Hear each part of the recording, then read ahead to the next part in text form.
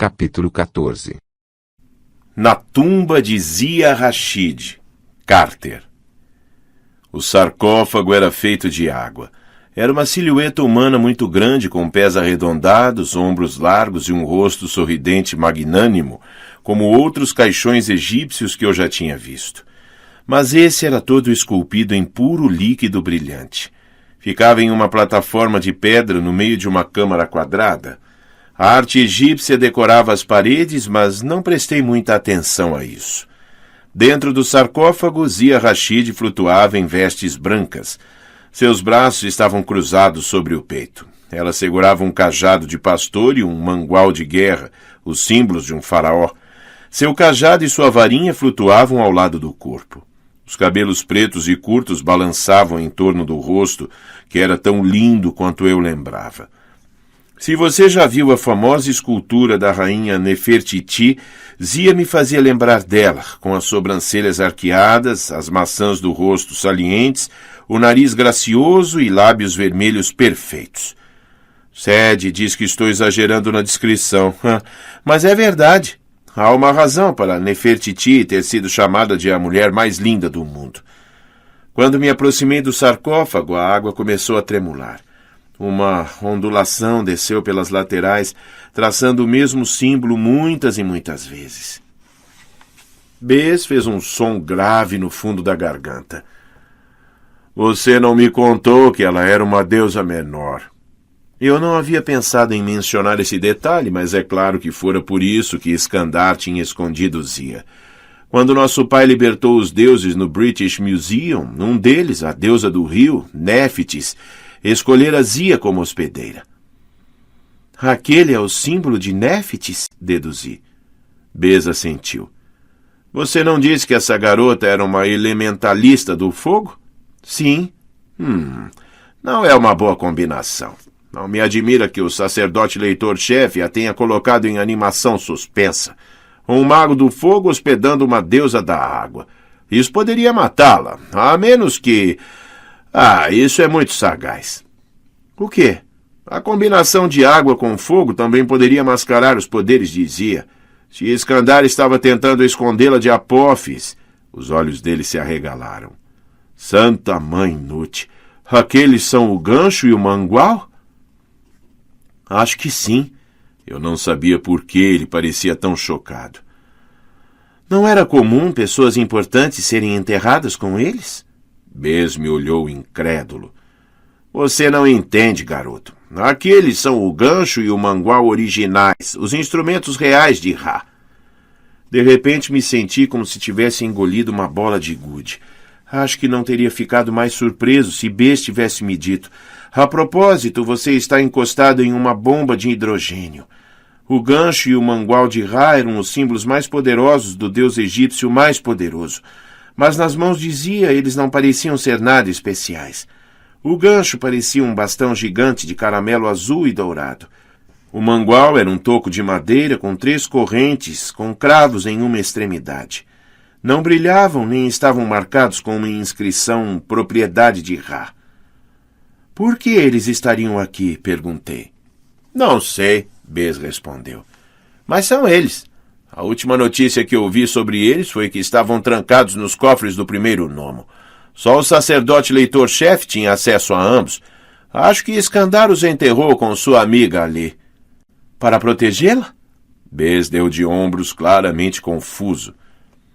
Isso seria como ligar o sistema de segurança de casa a um míssil nuclear. Completamente exagerado. Não me admira que Apófis não tenha conseguido atacá-la. Isso é uma baita proteção contra o caos.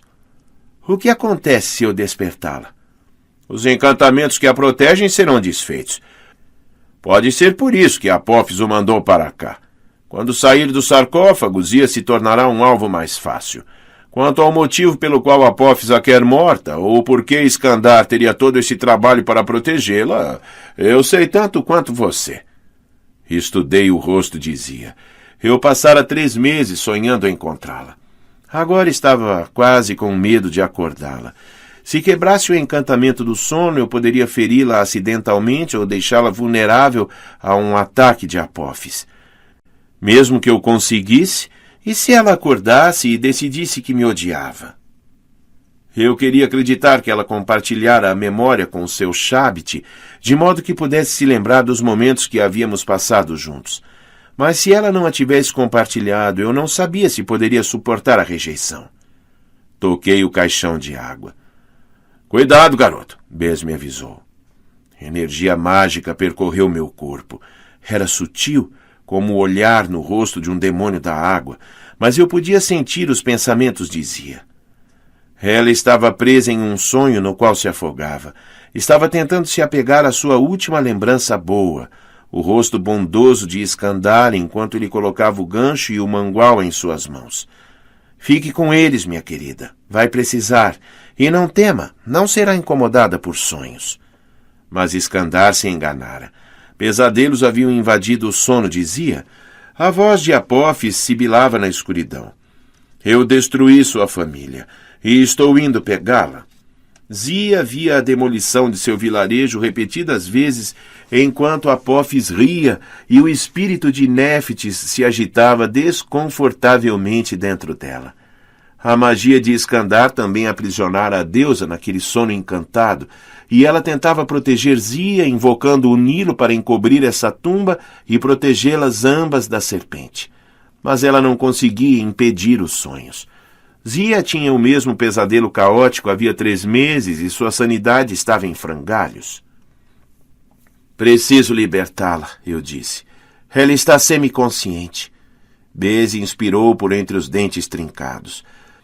Isso não deveria ser possível, mas se for verdade, ela está em sério perigo. Mergulhei minha mão mais fundo no sarcófago.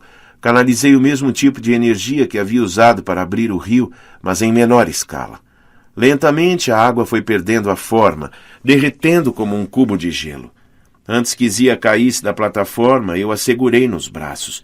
Ela derrubou o gancho e o mangual. Seu cajado e sua varinha também caíram no chão. Quando o sarcófago se desfez por completo, os olhos de Zia se abriram. Ela tentou respirar, mas parecia não estar conseguindo puxar o ar. Bess, qual é o problema com ela? Perguntei. O que eu faço? A deusa, ele disse. O corpo de Zia está rejeitando o espírito de Néfites. Leve-a para o rio. O rosto de Zia começou a ficar azul. Ergui-a e corri pela escada escorregadia, o que não era fácil com ela esperneando e me batendo o tempo todo. Consegui caminhar pelo lamaçal sem cair e a coloquei delicadamente no chão, perto da margem do rio. Ela agarrava a garganta, os olhos cheios de medo. Mas assim que seu corpo tocou o Nilo, uma aura azul tremulou à sua volta. O rosto recuperou a coloração normal. A água jorrou de sua boca como se ela tivesse se transformado em uma fonte humana. Lembrando agora, acho que aquilo foi bastante nojento, mas na hora eu estava aliviado demais para me importar com a cena. A forma aquosa de uma mulher num vestido azul emergiu da superfície do rio. A maioria dos deuses egípcios enfraquece quando em contato com a água, mas Néfites era evidentemente uma exceção. Ela brilhava com poder. Tinha uma coroa egípcia prateada sobre os longos cabelos negros. O rosto altivo me lembrava Ísis, mas essa mulher tinha sorriso mais doce e olhos mais gentis. Olá, Bess. A voz dela era suave e sussurrante, como uma brisa na relva à margem do rio. Néfites, disse o anão. Há quanto tempo? A deusa da água olhou para Zia, que tremia em meus braços, ainda lutando para respirar. Lamento tê-la usada como hospedeira, disse Néfites. Foi uma escolha infeliz que quase nos destruiu. Guarde-a bem, Carter Kane. Ela tem um bom coração e um destino importante. Que destino? Perguntei. Como devo protegê-la? Em vez de responder, o espírito de Néfites sumiu no Nilo. Bess grunhiu em sinal de aprovação. O Nilo é onde ela deveria estar. É esse seu corpo apropriado.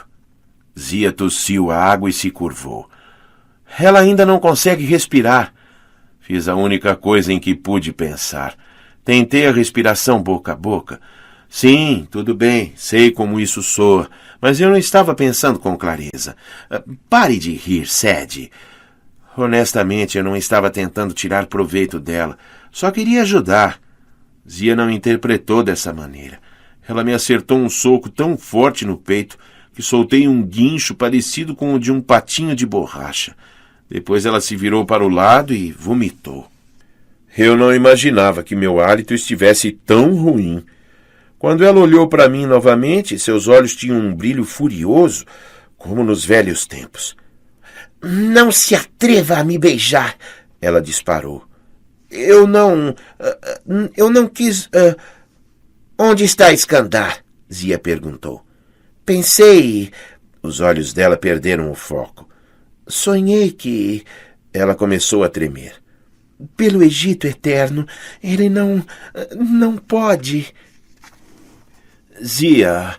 Tentei pôr minha mão em seu ombro, mas ela me afastou. Virou-se para o rio e começou a soluçar, arranhando a lama. Eu queria ajudá-la, não suportava vê-la sofrer. Mas olhei para Bess e ele tocou o nariz ensanguentado, como se me prevenisse. Vá com calma ou ela vai deixar seu nariz assim. Zia, temos muito que conversar, eu disse, tentando não soar desapontado. Venha, vamos sair de perto do rio. Ela se sentou nos degraus da própria tumba e abraçou as próprias pernas. Suas roupas e o cabelo começavam a secar, mas apesar da noite quente e do vento seco do deserto, ela ainda tremia. Atendendo a um pedido meu, Bess trouxe o cajado e a varinha dela da tumba, e também o gancho e o mangual, mas ele não parecia muito feliz com isso. Carregava os objetos como se fossem venenosos. Tentei explicar os acontecimentos a Zia. Sobre o Shabit, a morte de Iskandar, Desjardins ter se tornado sacerdote leitor-chefe e o que havia acontecido nos últimos 3 meses, desde a batalha contra Sete, mas não sei quanto ela ouviu. Continuava balançando a cabeça, pressionando as mãos contra as orelhas. Iskandar não pode estar morto. A voz dela vacilava. Ele não faria isso comigo. Ele estava tentando protegê-la, eu disse.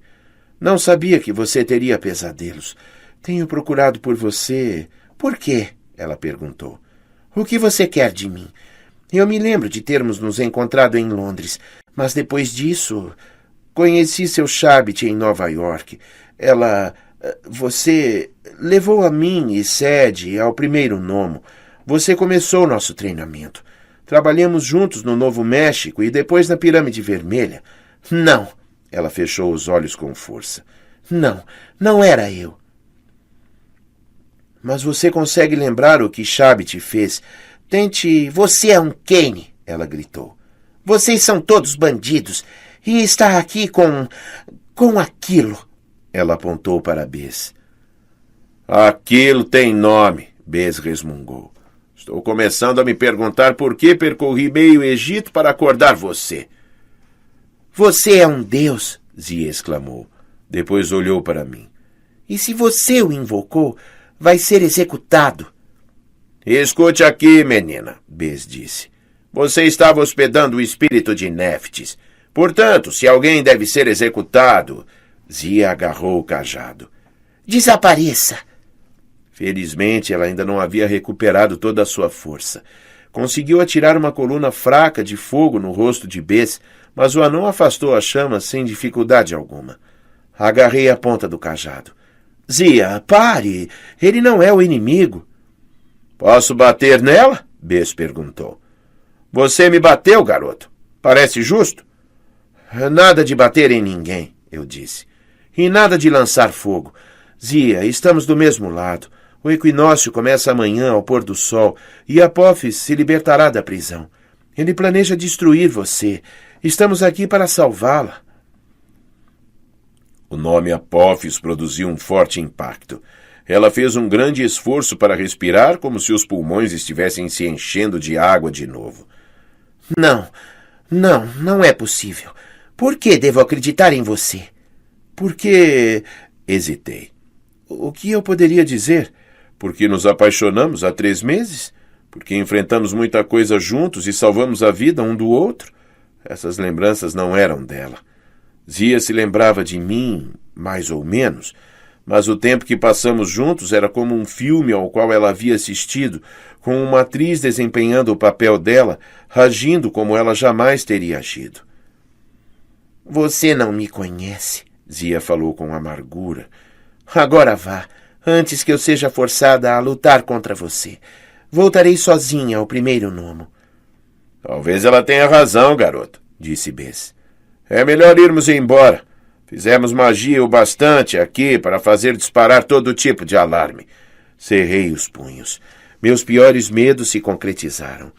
Zia não gostava de mim. Tudo que havíamos vivido juntos se partira em pedaços com sua réplica de argila. Mas, como já devo ter comentado, eu fico teimoso quando me dizem que não posso fazer algo. Não vou deixar você, apontei para as ruínas do vilarejo. Zia, este lugar foi destruído por Apophis. Não foi um acidente. Não foi culpa de seu pai. O alvo da serpente era você. Iskandar a adotou porque sentia que você tinha um destino importante. Ele a escondeu com o gancho e o mangual do faraó pelo mesmo motivo. Não só porque você estava hospedando uma deusa, mas porque ele estava morrendo e temia não poder mais protegê-la. Eu não sei qual é o seu destino exatamente, mas... Pare! Ela reacendeu a extremidade do cajado. Dessa vez ele brilhou com mais intensidade. Está perturbando meus pensamentos. Você é igualzinho aos pesadelos. Você sabe que não sou. Eu provavelmente devia ter calado a boca, mas não acreditava que Zia seria capaz de me incinerar. Antes de morrer, Iskandar percebeu que o jeito antigo precisava ser restabelecido. Por isso ele deixou Sede e eu vivermos. Deuses e magos precisam trabalhar juntos. Seu Shabit compreendeu isso quando lutamos juntos na Pirâmide Vermelha. Garoto, Bess falou com mais urgência, nós temos mesmo que ir. Venha conosco, eu disse a Zia. Sei que você sempre se sentiu sozinha. Nunca teve ninguém além de Iskandar. Eu entendo e sou seu amigo. Nós podemos protegê-la.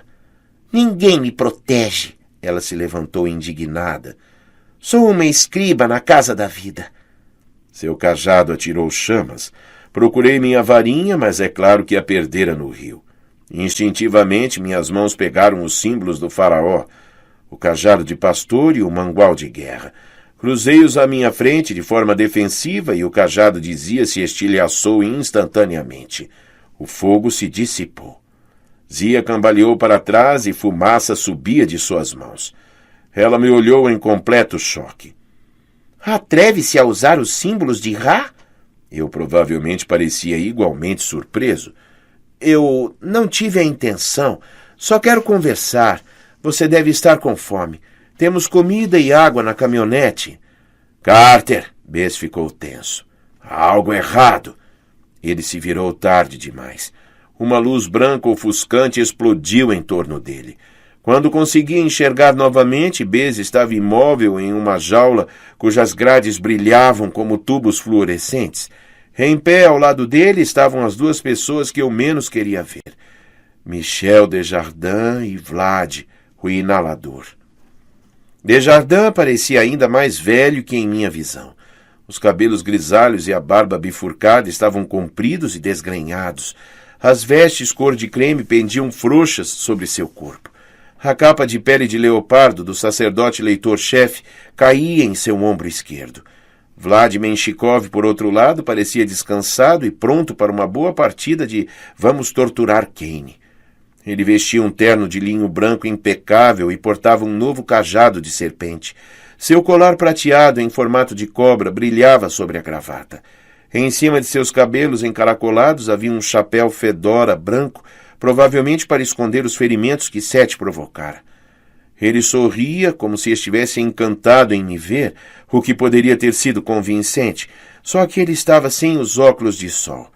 Através das ruínas de cicatrizes e manchas vermelhas, aqueles olhos horríveis brilhavam com ódio. Como eu disse, sacerdote leitor-chefe, Menshikov chiou. O movimento seguinte de Kane seria encontrar esta pobre garota e tentar aliciá-la. Desjardins, escute, falei. Menshikov é um traidor. Ele invocou Sete. Está tentando libertar Apophis. Está vendo? Gritou Menshikov. Como previ, o menino tenta me culpar por sua magia ilegal. O quê? Reagi. Não! O russo se virou para examinar Bess, que ainda estava imobilizado na jaula brilhante. Carter Kane, você afirma que é inocente, apesar de descobrirmos que está se associando a deuses. Quem temos aqui? Bess ou anão? Felizmente, meu avô me ensinou um excelente feitiço de aprisionamento para essa criatura em particular. Ele também me mostrou muitos encantamentos de tormento que são bastante eficientes com o deus anão. Sempre quis experimentá-los. Desjardins torceu o nariz com desgosto, mas eu não conseguia determinar se era por minha causa ou por Menshikov. Carter Kane, disse o sacerdote leitor-chefe. Eu sabia que você cobiçava o trono do faraó.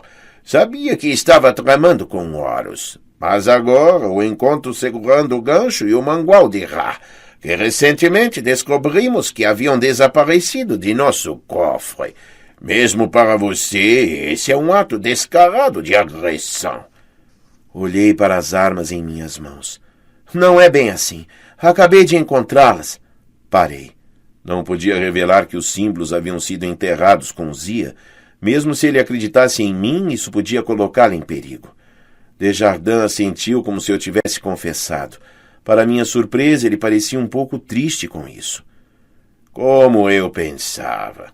Amos me garantiu que você era um honrado servidor do Maat. Em vez disso, descubro que você é um deus menor e um ladrão. Zia, virei-me para ela. Você precisa me ouvir. Está em perigo. Menshikov trabalha para Apophis. Ele vai matar você. Menshikov foi muito eficiente em parecer ofendido. Por que eu desejaria fazer mal a ela? Eu sinto que agora a jovem está livre de néfites. Não é culpa dela se a Deus invadiu seu corpo físico. Ele estendeu a mão para Zia. Fico feliz por vê-la em segurança, criança. Não pode ser culpada pelas decisões estranhas de Iskandar em seus últimos dias de vida. Escondê-la aqui, agir com brandura com relação a esses criminosos Kane. Afaste-se do traidor. Volte para casa conosco. Zia hesitou. Eu tive sonhos estranhos. Está confusa, Desjardins falou em tom gentil. É natural. Seu Chabit estava lhe transferindo suas lembranças. Você viu Carter Kane e a irmã dele fazendo um pacto com Seth na Pirâmide Vermelha. Em vez de destruir o Lorde Vermelho, eles o deixaram ir. Lembra-se disso? Zia me estudou desconfiada. Tente lembrar por que fizemos isso, supliquei. O caos está se levantando. Apophis vai se libertar em menos de 24 horas. Zia, eu... As palavras ficaram presas em minha garganta. Eu queria contar o que sentia por ela, mas seus olhos ficaram rígidos como âmbar. Não conheço você, Zia murmurou. Lamento. Menshikov sorriu. É claro que não o conhece, criança. Não tem relação alguma com traidores. Agora, com permissão de Lord Desjardins, vamos levar esse jovem herege de volta ao primeiro nomo, onde ele terá um julgamento justo. Menshikov se virou para mim, seus olhos arruinados brilhando com triunfo. E depois será executado.